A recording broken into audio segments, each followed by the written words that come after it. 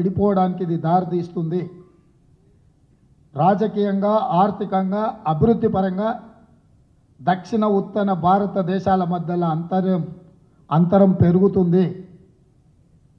ఉదాహరణకు గుజరాత్లో 26 ఎంపీలు ఉంటే గుజరాత్కి 7 మంత్రి పదవులు తీసుకున్నాడు.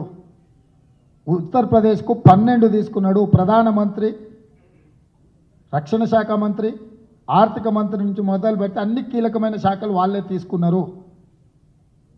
అదేవిధంగా తెలంగాణకు వచ్చినప్పుడు లేదా తెలుగు రాష్ట్రాలకు వచ్చినప్పుడు ఈ దేశంలో అధికం మాట్లాడే భాష హిందీ, రెండవ అత్యధిక ప్రజలు మాట్లాడే భాష తెలుగు.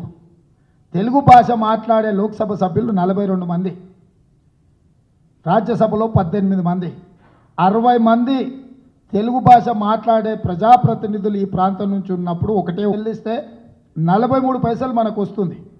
బీహార్ నుంచి ₹1 చెల్లిస్తే 7 రూపాయల 6 పైసలు బీహార్కు పోతుంది. రాబోయే రోజుల్లో నియోజకవర్గాల పునర్విభజన ఒక ప్రమాదము, మెడ మీద కత్తి వేలాడుతుంది. నియోజకవర్గాల పునర్విభజన ఇప్పటి టర్మ్స్ ఆఫ్ రెఫరెన్స్ జనాభా ప్రాతిపదికన విభజిస్తారు. ఆనాడు ప్రధానమంత్రులు, పాలకులు ఇచ్చిన పిలుపు మేరకు దక్షిణ భారతదేశం ఫ్యామిలీ ప్లానింగ్ ద్వారా జనాభా నియంత్రణ చేయడం ద్వారా ఈ ప్రాంత జనాభా తగ్గింది, ఉత్తర భారతదేశంలో జనాభా పెరిగింది.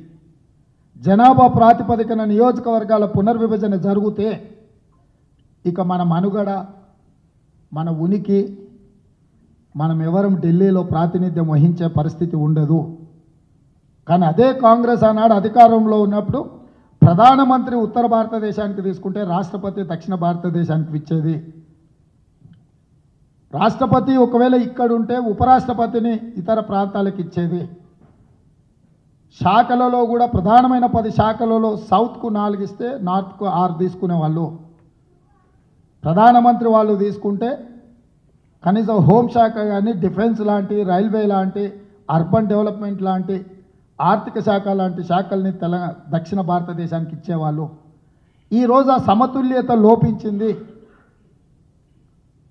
ఈ సమతుల్యత